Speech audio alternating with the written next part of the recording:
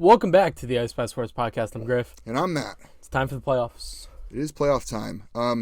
As an Eagles fan, I'm not excited as I should be.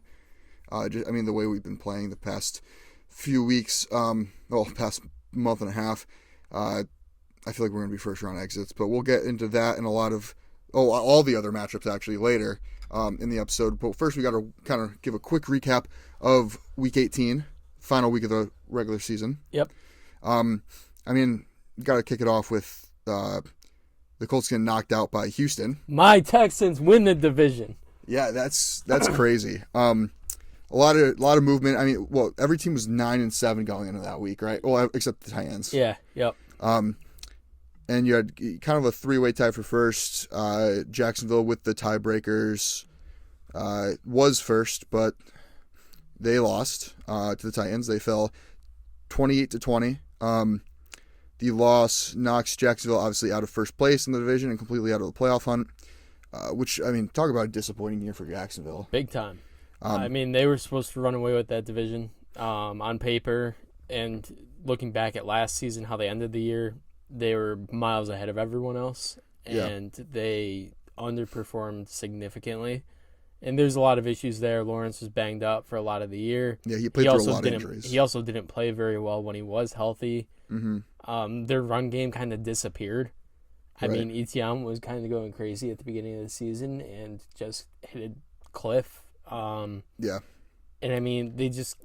couldn't stop anyone on defense either. No, they couldn't. Their defense definitely had its struggles. But again, so did the offense. Trevor Lawrence finished the year 4,000 yards, 21 touchdowns, 14 picks. Too many turnovers. Way too many turnovers. He did add about 340 yards rushing and 4 touchdowns on the ground.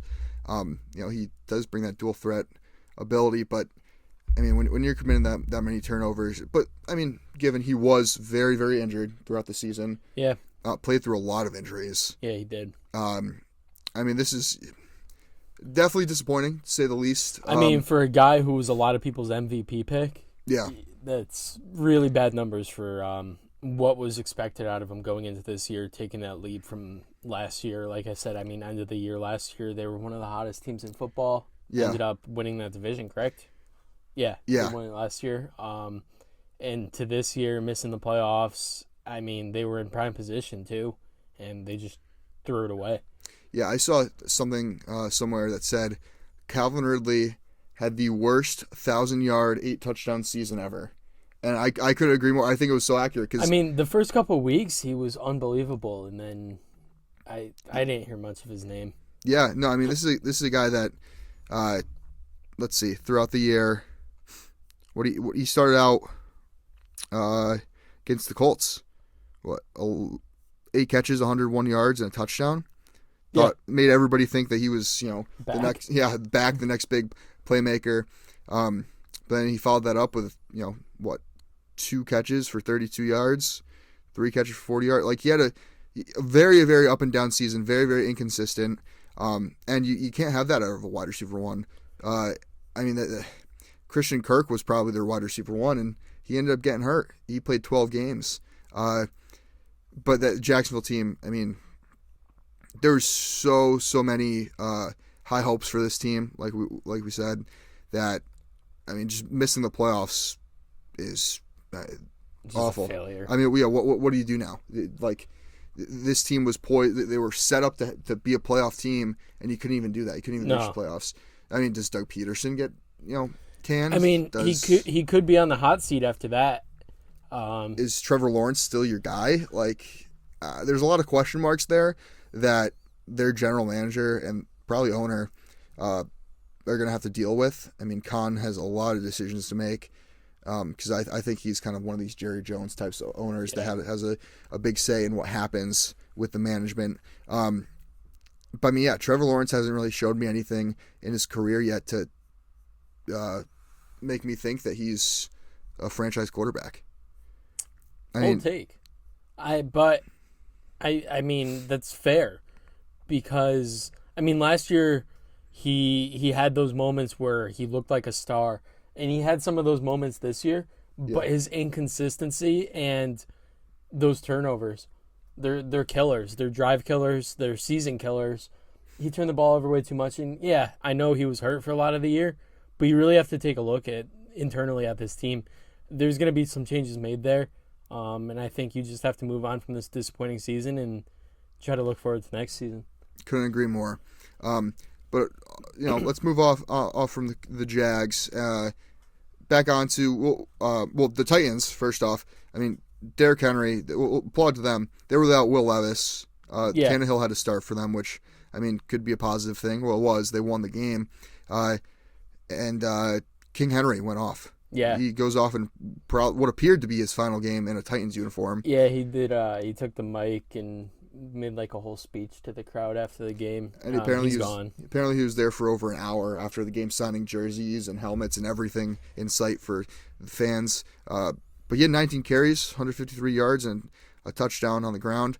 I mean, this is a guy that I don't think he's like in his prime anymore. He's definitely on the wrong side of 30. You're going to be on the wrong side of 30. But, I mean, he still got it, though. He still got it. I think he's going to be a game changer wherever he ends up. He's a free agent. What did he finish stat-wise this year? I know Spears ended up getting a lot of play. He had to have topped 1,000 yards, right? Yeah, he had over 1,112 touchdowns. I mean, averaging 4.2 a carry still. Well, but not a lot of running backs broke that 1,000-yard rushing threshold. How many? CMC, Henry. 12. Oh, okay. Only 12 running backs. You had Pollard, Etienne, Mostert, David Montgomery, Joe Mixon, Najee Harris. David Montgomery ran for 1,000 yards. He missed like 4 or 5 games, too. Yeah, that's how effective a runner he's been.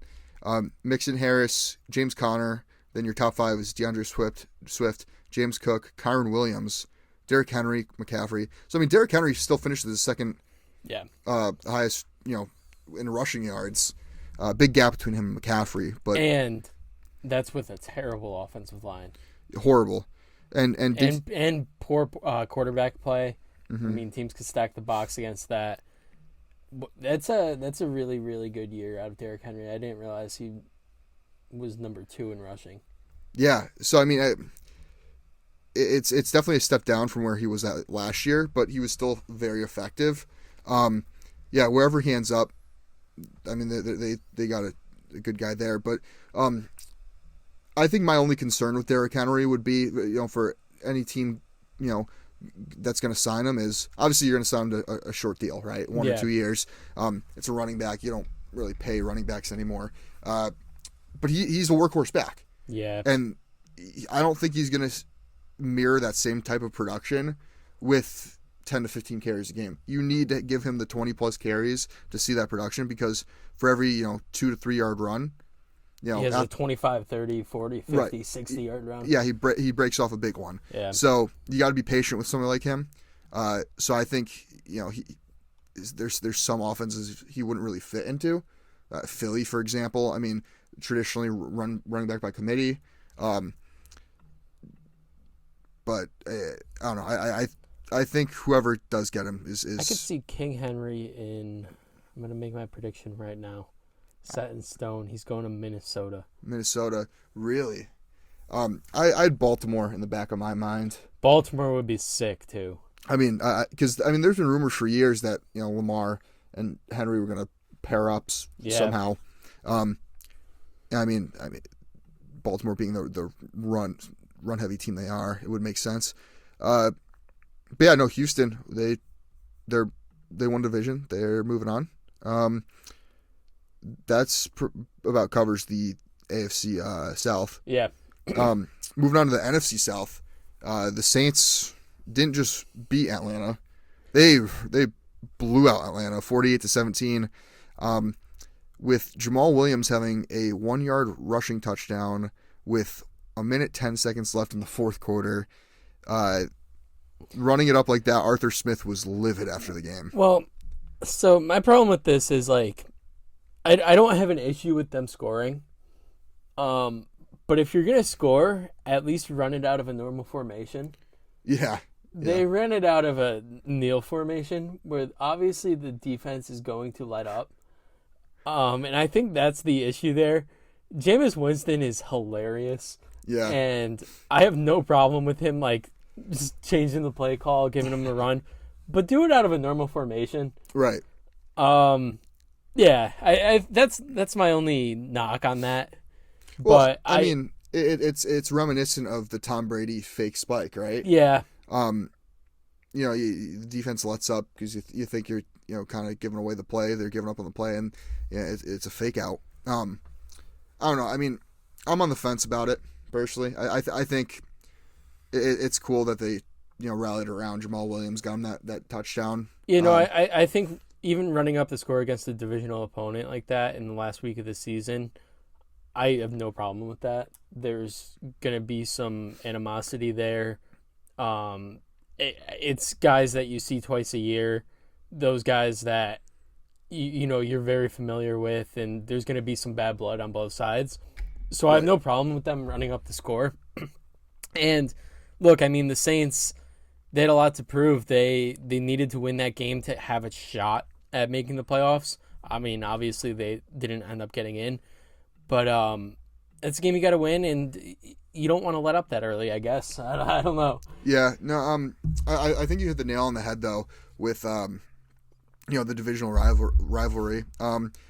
Atlanta has some locker room material for going into next week. That's gonna not next week. I'm sorry, next year. That's gonna get them all fired up. Yeah. For when they play the Saints, and I don't know. I think it just adds fuel to the fire of an already pretty heated divisional rivalry. And I mean, Jamal Williams is a good guy. He's a great locker room guy. I love Jamal Williams. I'm all for Jamal. I love Jameis Winston. Yeah, I'm all for him getting that touchdown. And I don't know. I mean, we'll talk a little bit more about Arthur Smith later, but you still gotta have some professionalism with the way you act after the game. You can't go swearing in the face of the other coach, especially since Dennis Allen, the Saints coach, didn't even know that was what the Saints were doing. He was totally in the dark. Jameis Winston kind of made the call in the huddle. Yeah. Said it was the player's call, but come on, Jameis Winston, you're the play caller. And I mean, you look at like other games that happened like that. It was the Eagles-Giants game. The Giants were just trying to get the ball to Sterling Shepard at the end of the game because it's probably his last game as a Giant. And I think I think the Eagles understood that, and it's not like they're throwing deep balls out there. They're just giving him little shovel passes, try to get him some yardage to end his career with the Giants. And it doesn't seem like there was a problem there. I mean, that game was over with anyways. Arthur Smith's just, he's got to understand, like, I don't know. It's a game. Yeah. I know this is his job. It's his career. It was his job. Well, it was his job. Yeah, it was his career. But I don't know. You got to look at it and be like, okay, Jamal Williams, here's a veteran guy. He means a lot to his locker room. What's the difference of 7 points? They're already up 41 on you. Yeah. Or they already put 41 up on you. Yeah. What's the difference of 41 versus 48? That box score. That's not going to be Arthur Smith's legacy. Arthur Smith's legacy is going to be the fact that he had Kyle Pitts, Bijan Robinson, and he didn't utilize either of them. His legacy is going to be the last 3 seasons. He went 7-10, finished with the 8th pick. That's consistent mediocrity. Yeah, that's like Jeff Fisher type numbers. Well, again, we'll talk a little bit more about that in a second. I do want to talk about the Buffalo game. Buffalo knocked off Miami to win the AFC East. That is a big shift. That's tough because Miami, when you get at least one home game, now you got to go to Kansas City. Yeah. That's tough. Yeah, and I mean, Miami, this is a team that they've already been, hurting with all the injuries they've had on defense. Yeah. Now you got to face the Kansas City Chiefs. This was, and it's supposed to be like -7. Yeah. It's supposed to be freezing compared to playing at home in Miami, short sleeves, rolling up in shorts. It's a big shift. I don't think Miami fans are going to be very happy with that. Well, I mean, but it was either beat Buffalo now, actually no. If they beat Buffalo, they would have had to play Buffalo again. Yeah. So, I kind of wanted to see that. Buffalo isn't exactly a team I'd want to play in the playoffs. No, Buffalo's hot. Buffalo is very hot. The problem with Buffalo, though, is this season they've played to the level of their competition. Yeah. Yeah, that's something once we get in our playoff predictions, Yeah. we'll touch on a little more. But back to the Arthur Smith conversation. It is head coach purging season, and Arthur Smith, one of the first, well, not one of the first, but one of the most recent victims to that. He was fired in the middle of the night, after, Sunday night. I hope he was like sleeping and woke up seeing he was fired.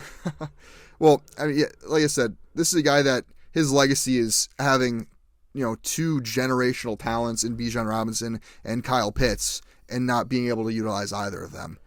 I'm going to go out on a limb and say that Arthur Smith is one of the worst head coaches of this generation. I disagree with that. I mean, he's still had 21 wins in 3 years. That's not great. I mean, that's. I don't think that.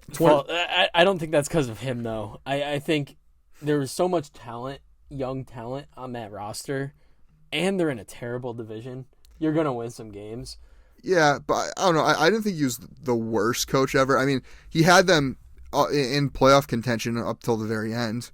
I guess. I mean, it wasn't the ending they wanted, but I mean, they beat Houston this year. They beat Tampa this year. New Orleans, Indy. Like, they've had some decent about wins. him I don't like. It's probably the daddy's money. Yeah. I've just never liked Arthur Smith. He's got a very punchable face.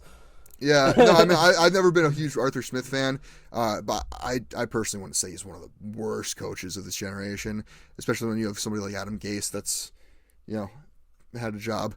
That's fair. But he wasn't the only one that was canned. Ron Rivera. Riverboat Ron. Riverboat Ron, about time. Sorry, I think the camera just died. Nice. So we won't have video for this episode. But moving on, Ron Rivera. So the thing with Ron Rivera, I believe if I read it correctly somewhere, they didn't want to. They would have fired him a couple days ago, but it was his birthday. I think that's hilarious. Hold on, I gotta look this up. I mean, there's no point if they were gonna fire him a couple days ago. Just let him coach one more game. Like, it's a meaningless game for them. Yeah. According to Bleacher Report, Ron Rivera may not be fired on birthday, but Commander's eye changes. So yeah, they waited to fire him because they didn't want to fire him on his birthday. That's hilarious. I believe. Which, yeah, I mean, give the man false hope for his birthday, right? Well, did they fire him yesterday? They fired him today, I believe. Well, yeah, yesterday was his birthday. Yeah. Yep. So yeah, they did fire him today. Okay. They fired Ron Rivera today, but he was this is a class act of a guy. I mean, yeah, no. He's handled it very well. Yeah. He already came out with a statement. Like, he had to know it was coming. It was just time. They need to move on. You got to get a whole new coaching regime in there. It's yeah. I mean, you have the number 2 overall house. pick. They brought in new executives. Like, this team has potential for the future. I think you got to figure out that quarterback position and whatnot. But I mean, listen, this is the first time since 2016 or 17 when Kirk Cousins was the quarterback that one of their quarterbacks started the entire season. Wow. So there's been issues. Comes down to coaching, I guess. I don't know. I don't think Rivera's that bad of a coach. No. I think it's a pretty bad situation. I don't think they're a very good team. They have a lot of holes, and it's not just at the quarterback position.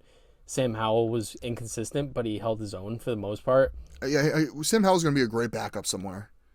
I don't think he's a starting caliber, personally. I mean, he committed way too many turnovers. Yeah, I mean, that's fair. I think whoever comes in as a new coach is going to have their choice of quarterback. Oh yeah, well they have the number 2 overall pick right now, right? Yes, I believe they're locked into number 2. So I mean, now do you draft a quarterback? Or do you go sign somebody like Justin Fields? I mean, the thing with Justin Fields, though, I mean, if you're trading for Justin Fields, is Justin Fields has, if you trade for him, 2 more years on his rookie deal, whereas a rookie quarterback, you can get 5. You can get 5 years out of that. So I mean, the way the money works, I mean, I think a team, and you have the number 2 overall pick, you don't have to give up anything to get a quarterback. I think they stay put. I think they're happy with Drake May as a consolation prize. You think it's going to be Drake May? Yeah, I think Caleb Williams is probably still a consensus number 1. Which could be interesting. We'll be having a mock draft coming out soon, where we'll dive a little more into that topic. But with Arthur Smith and Rivera canned, that adds to a long list of current coaching openings that are out there. Before I mention that, though, there are 3 coaches who I think probably are on the chopping block, and we might see lose their job within the next week. That's Bill Belichick for the Patriots. Yeah, I think he's gone. I mean, he even said this morning that he's going to be talking with Robert Kraft, the owner, and he is offering to give up his general manager role to continue coaching. Now that might be interesting. I did not see that. If he's willing to give up a general manager role, he might be sticking around. Yeah, I mean, I don't know. I haven't been sold on all the rumors that he's leaving. Personally, I mean, the Patriots are kind of a dumpster fire. I think right that's now, the but problem, though, is I think they're starting to realize that he's not a good GM. Yeah, and he just needs to stick to coaching. right. He's not good at building a team around himself. No. But then again, you have this legendary coach. That's a lot of pressure for a general manager to come in. I mean, and then you still have to answer to Bill Belichick because general manager and coach work pretty closely together. I mean, what general manager is wanting to take that Patriots job with Belichick still there?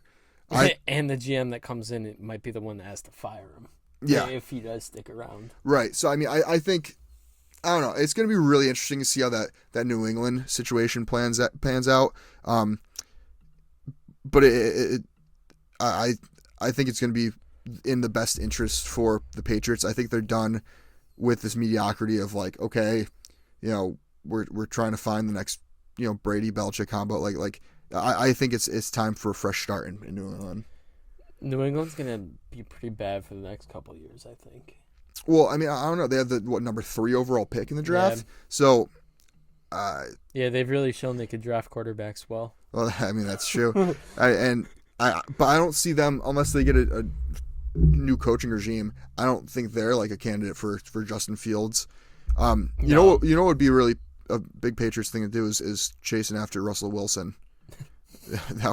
That would be funny. That would be pretty funny. Matt Eberflus for Chicago is another guy that might get canned.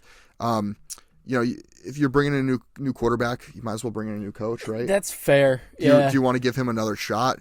I mean, he already showed that he can't really develop Fields. That's fair. And wasn't he a defensive guy anyway? Yeah, he is. So he was the Colts DC, correct? I believe so. Yeah. Did they hire him last year or the year before? I think it was the year before. I mean, I don't know. I'm also a firm believer that a head coach should have 3 years before you can them. But sometimes you can kind of see the writing on the wall.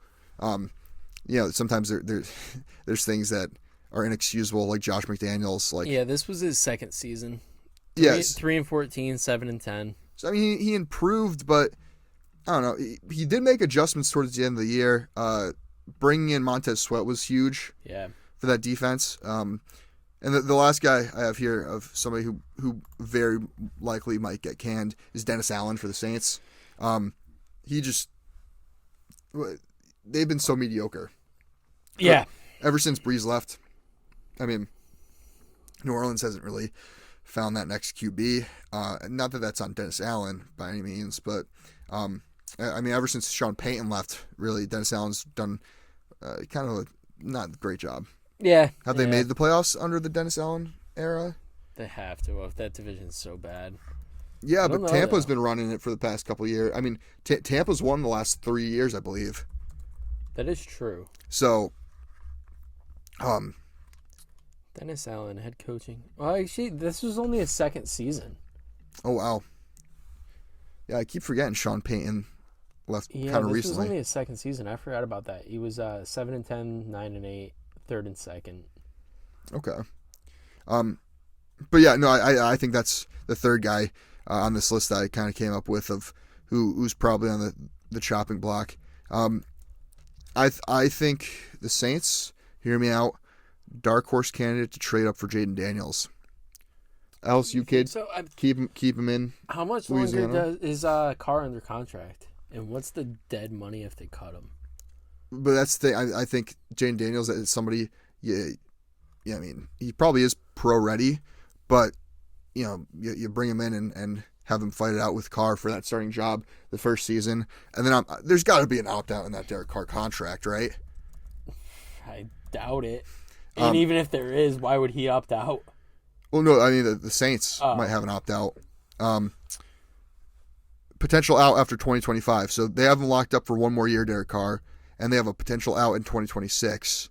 They inherit $11.4 million in dead cap, which I mean isn't the worst for cutting a quarterback. It's really not that bad. So yeah, I mean I think you keep Jaden Daniels in Louisiana, right? I could see that. And keep him the local kid local, and that should be Jameis' job though.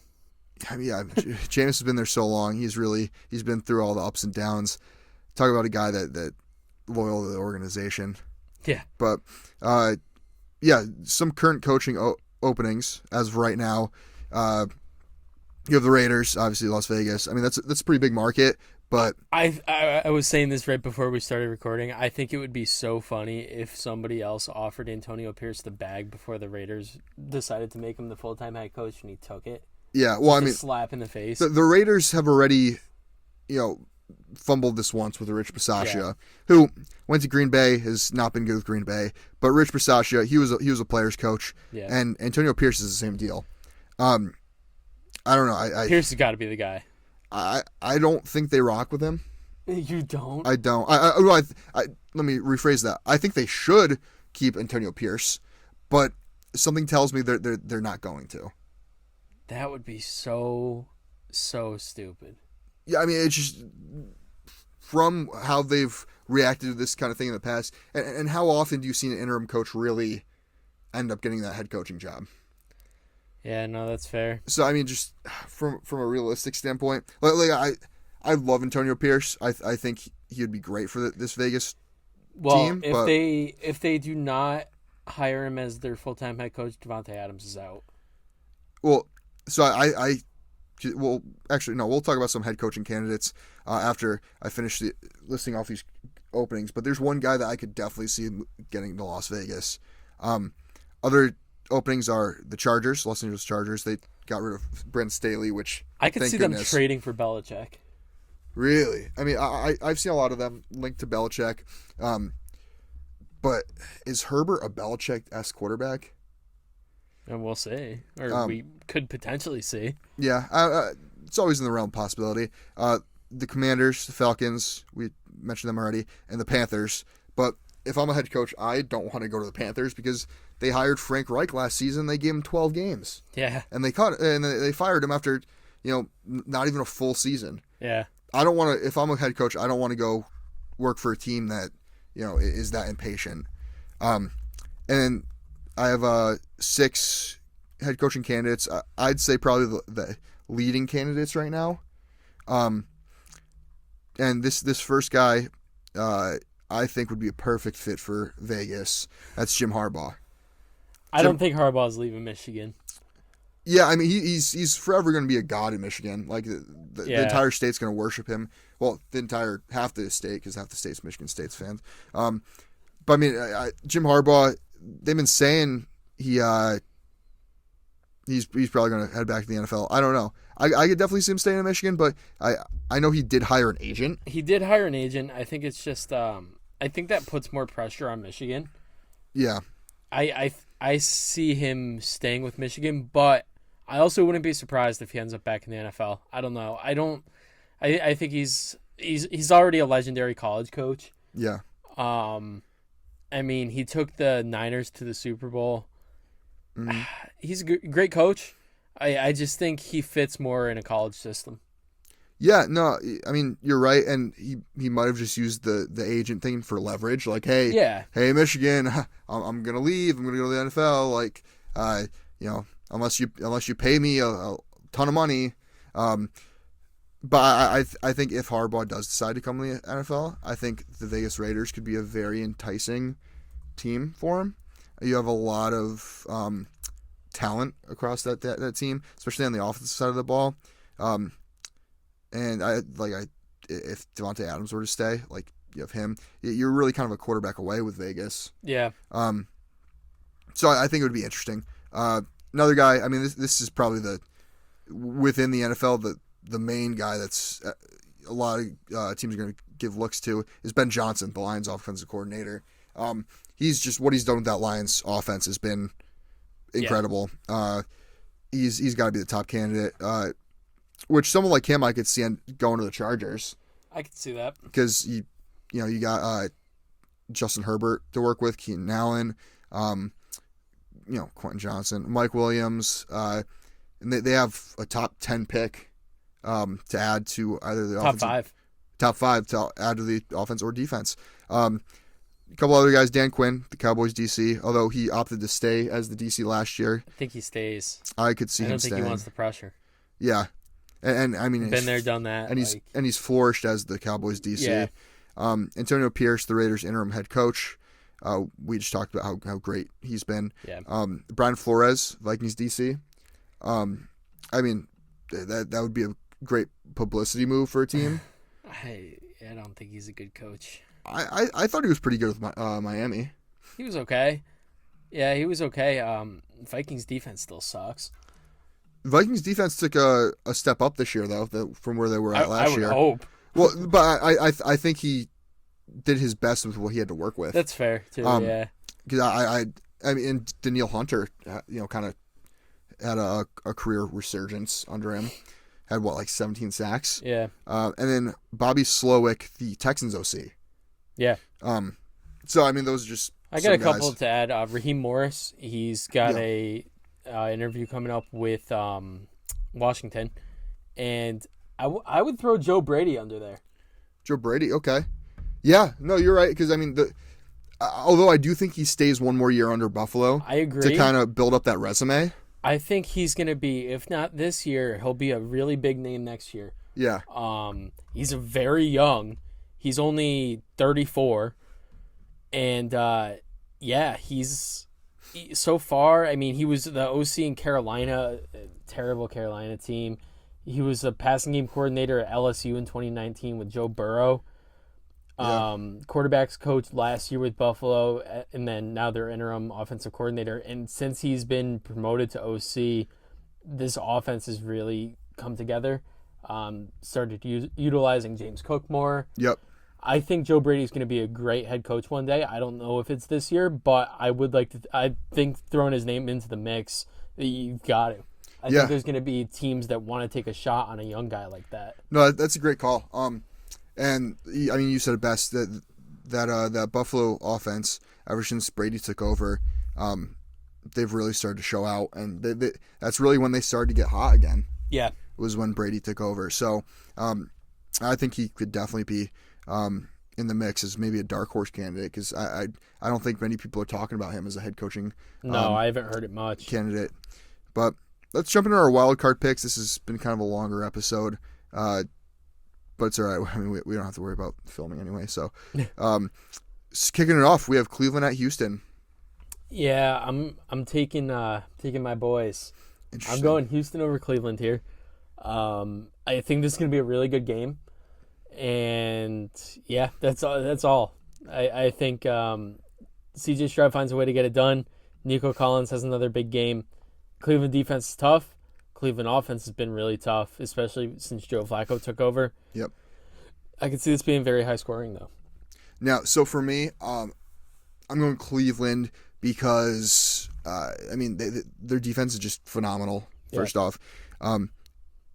Also, I think it's Cleveland also, I mean, their offenses looked pretty good, but I don't think that's going to come into play as much as their defense and the fact that Houston is a very young team. Yeah. I think the youth in Houston, I mean, like it's like in the NBA, you know, when you have a team that's super talented but they're very young, usually when they make playoffs, they you know, it's a whole different season. And I think having a home game helps them. I think it definitely helps, but it's a whole different playing field once you get to the playoffs. I think it's kind of a different mentality too. You got to leave it all out on the field, and I think Cleveland has the better defense than Houston. I think Houston kind of exposed Indianapolis's porous secondary last week. But Cleveland's secondary isn't that bad, and I think Cleveland's going to generate a pretty good pass rush.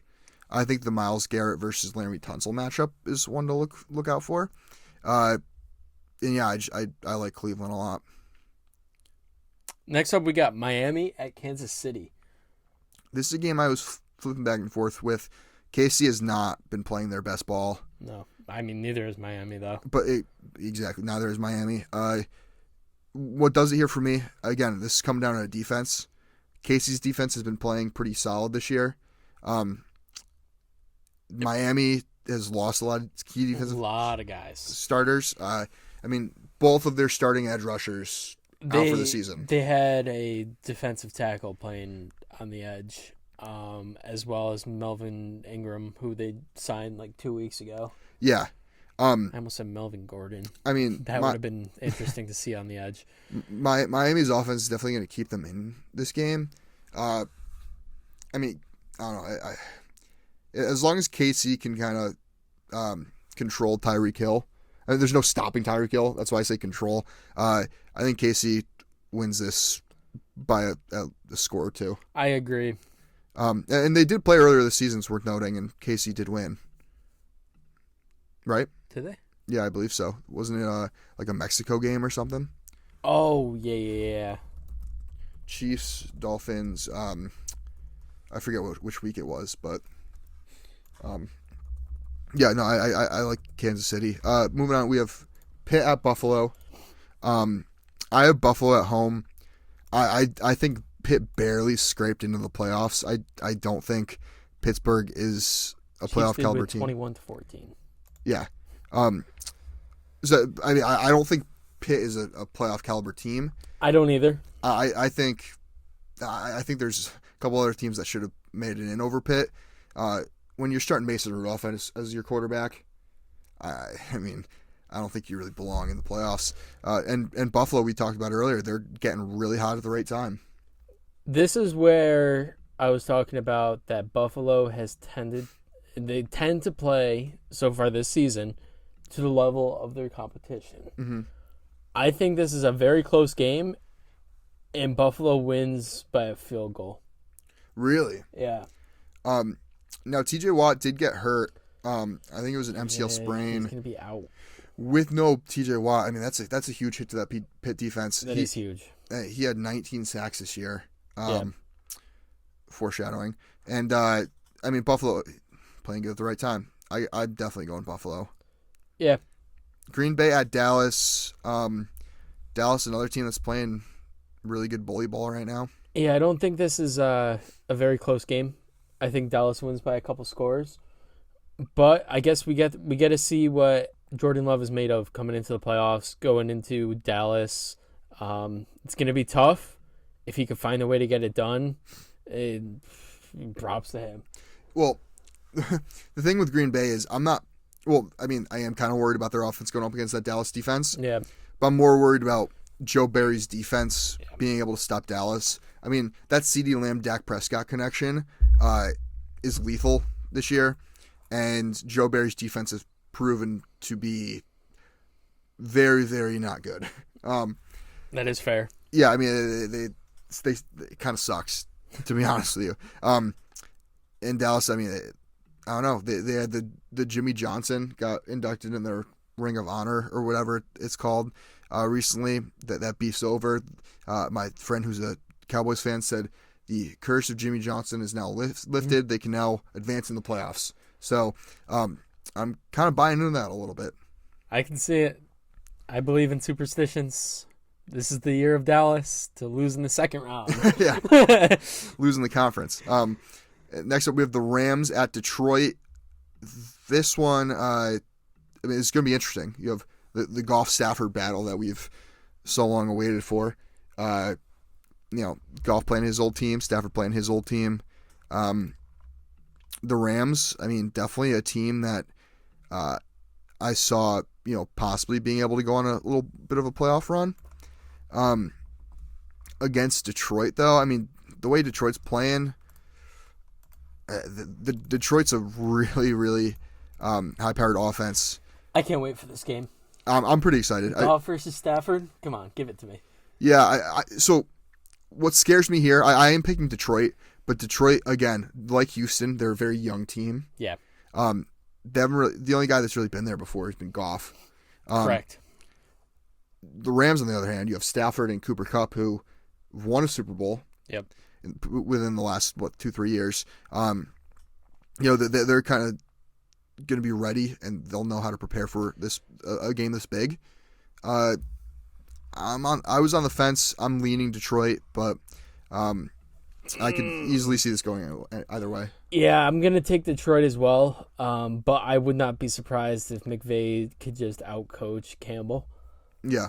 McVay's been there, done that. He knows what's up. Dan Campbell's got a lot to prove.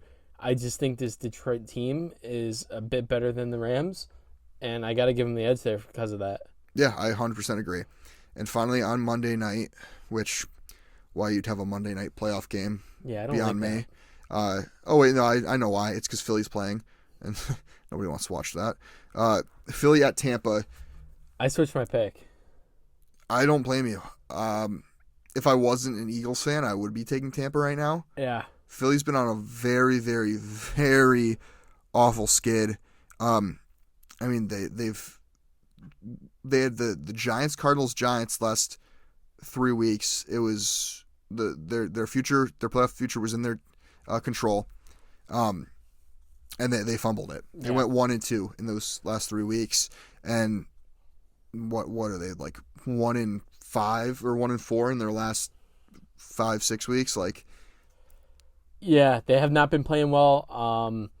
Tampa, you don't know what Tampa's going to show up. I mean, you either get the Tampa offense that showed up yesterday against Carolina, yep, or they won 9-0 against the worst team in football, or you get a game out of Baker Mayfield where he throws for 300 and 4 touchdowns and pulls out the win. So it depends what Baker shows up. It depends what Tampa Bay team decides to show up. It's going to be a good game. It'll be a tough game. I think Tampa Bay wins by a field goal, though. Yeah, I mean, I haven't felt this low when it comes to confidence in my Philadelphia Eagles since like the Chip Kelly era. Yeah. Or I mean, I guess maybe 2020 Carson Wentz era. I don't know, man. Philly has not looked good. I guess you could argue, it's a whole new season. You're starting 0-0. That's been their kind of mentality ever since they lost to the Giants yesterday. I really want to go Tampa because I think, Philly continues this skid. I can't pick against them. I mean, the roster's too talented to go against Philly here. I got to stick with Philly. Yeah. And the bye weeks, obviously, Baltimore and San Fran, first round buys, they won their conference, or they were first in the conference, best record. And it's been a long episode. We'll try to hurry up with our official playoff predictions. So, do you want me to just start and go through mine, and then you'll go through yours? Yeah. Well, then I just messed up your picks. I think I changed yours instead of mine. Oh no, I fixed it here. Okay. Okay. So. Obviously, wild card, I have Cleveland over Houston, KC over Miami, Buffalo over Pitt. I have Dallas over Green Bay, Detroit over the Rams, Philly over Tampa. Which in the divisional round, KC at Buffalo, I have Buffalo winning. Cleveland at Baltimore, I have Baltimore winning. Detroit at Dallas, I have Detroit winning. And Philly at San Fran, I have San Fran winning. Moving on to the conference, it's Buffalo at Baltimore and Detroit at San Fran. I have both Baltimore and San Fran winning. Surprise, surprise, I have a San Fran-Baltimore Super Bowl, and I have Baltimore winning it all. I like it. Divisional round, I have Houston at Baltimore with Baltimore winning. I got KC at Buffalo winning. Detroit at Dallas. I got Detroit beating Dallas. Okay. Got Tampa Bay losing to San Fran. Conference championship, I got Baltimore beating Buffalo, San Fran beating Detroit, and I have San Fran winning the Super Bowl. So we have the same Super Bowl, different outcomes. Correct. I think Baltimore's been playing, on an unreal level this year. Yeah. And I don't know, San Fran, Baltimore. That Super Bowl would be I think sick. both teams are pretty equal. Who's turning off the lights this year, though? The thing for me is the deciding factor is I think Baltimore is the better quarterback. When I'm undecided, I go to quarterbacks. Who's the better quarterback? I think Lamar's far better than Purdy. So yeah, that's fair. That's why I took Baltimore. And then our yearly award predictions. We'll kick it off. Coach of the Year. I'm going DeMeco Ryans. Which, very, very fair. Yeah. Would you like to elaborate or just... Listen, it's the team that last year had the second pick. Ryans comes in. This is his first year, correct? Yeah. Yes. Rookie head coach, leads them to win the division in a season where you trade away your first round pick and everyone is saying, oh, Cardinals are going to have picks 2 and 3. Yeah. I think Ryans and the general manager, I don't even know who he is. I think they could look at everybody doubting them and just give them a big FU. This team just won the division, and listen, they were high on C.J. Stroud. They got their guy. They traded up for Will Anderson, who's a candidate for Defensive Rookie of the Year, who's really come into his own towards the end of the season here. And I think they're building something great in Houston, and DeMeco Ryans deserves a lot of credit for that. Now, I agree with all of that, and I think DeMeco Ryans definitely was a finalist for me. My coach of the year is Kevin Stefanski. Yeah, it's hard to argue against that. It's no surprise. The Browns faced a lot of key injuries this year. You lose your franchise quarterback. You lose, one of the best running backs in the league. A couple guys on the offensive line. You had some defensive starters that were out. A lot of guys missed games. They were plagued with the injury bug, and that didn't stop them from going 11-5. If they were in any other division in the AFC, they would have won the division. Correct.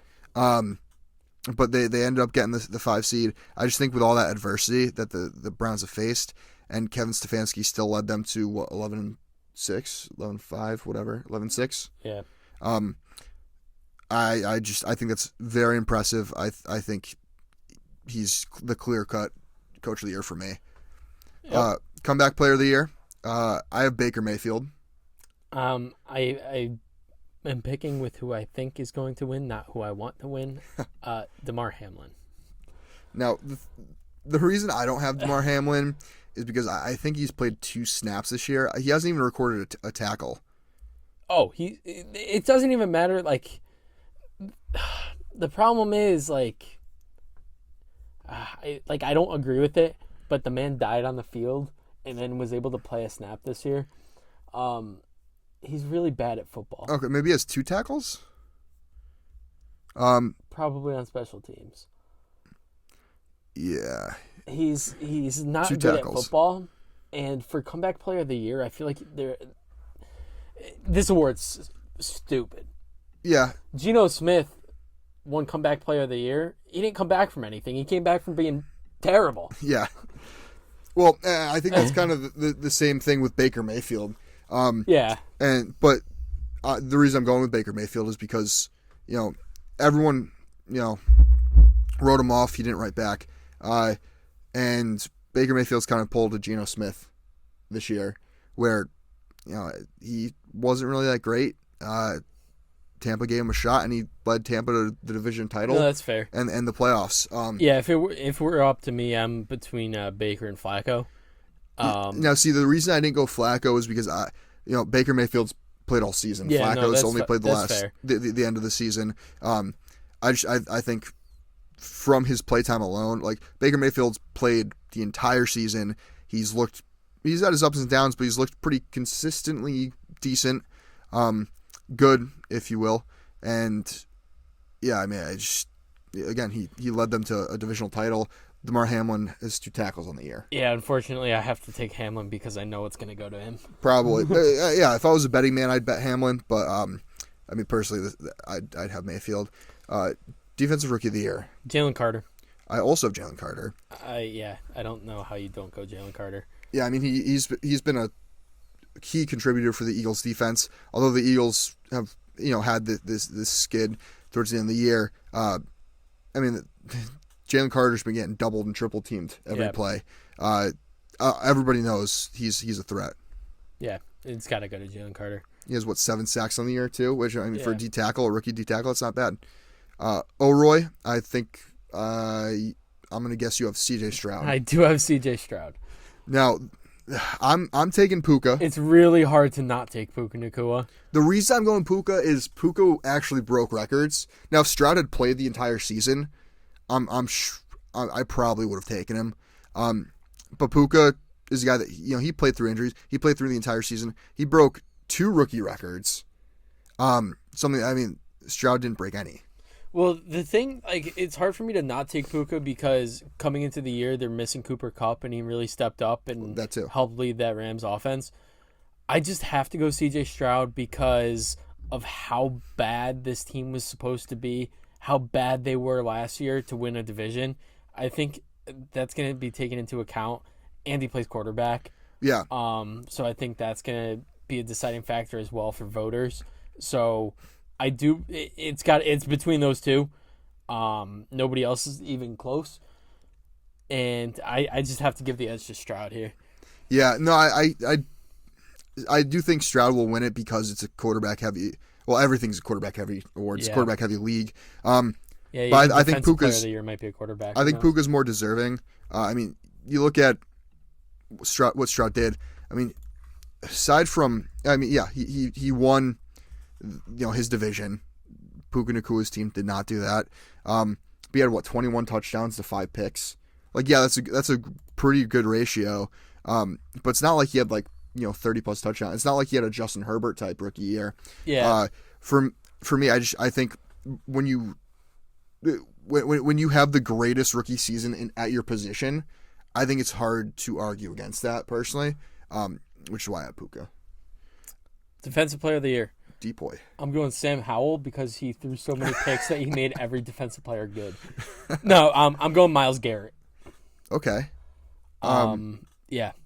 I'm going T.J. Watt. just because this is another award that it's very edge rusher heavy. Yeah, that's fair. And T.J. Watt had 19 sacks on the year, which is just crazy. And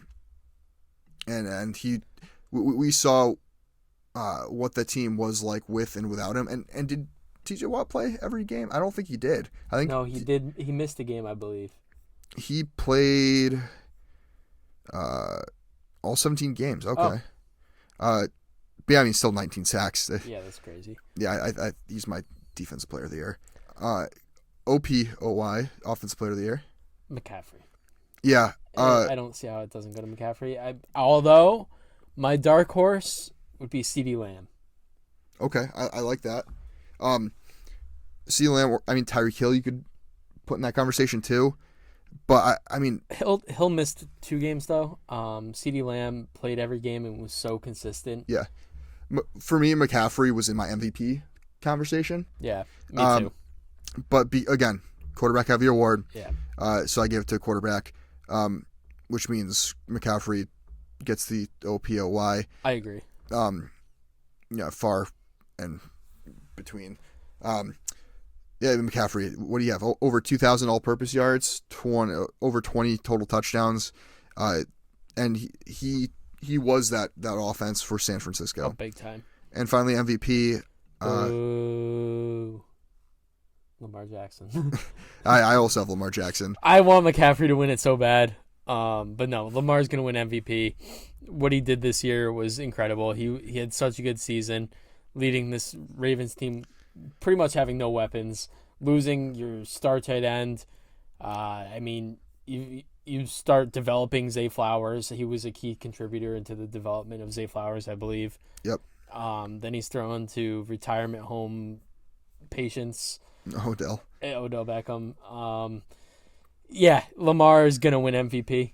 Now the thing with Lamar is when it comes to a passer, he didn't light up the stat sheet. He's developed so much as a passer, though. He has. But he's just way smarter with his decisions. He had 3,600 yards passing, 24 touchdowns to 7 picks. Now that's nothing spectacular. But then you add his rushing stats into that. Yeah. He had 800. We'll call it 800 yards rushing with 5 rushing touchdowns. So we're talking 29 total touchdowns, and then what 4,400 total yards. Now again, that's not like anything spectacular. I mean it's great, but I think if you look at most valuable player, right?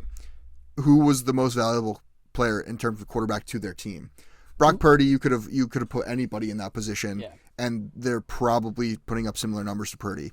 Dak Prescott, I mean, he had a phenomenal year. He put up big numbers, but he was throwing to CeeDee Lamb, who arguably Offensive Player of the Year, and he also had Brandon Cooks and a couple other guys. Lamar Jackson lost Mark Andrews, and his best receiver was a rookie. Yeah, I think Lamar was working with a lot less, and I think with how his athleticism translates into his game, the Ravens' offense is so dependent on that that I think he is the most valuable player to his team in the league. I agree. When it comes to quarterbacks, I think McCaffrey's the most valuable player to his team, but again, it's a quarterback-heavy award. Got to give it to Lamb Jack. Yep. That's going to wrap it up. Long episode today. Playoff predictions and everything. Check us out on social media at IceBath Sports on Instagram and TikTok, at IceBathPod on X, and you can check out the video version of this episode on the IceBath Sports Podcast YouTube page. We'll see you guys next week. Enjoy the playoffs. As always, stay cool.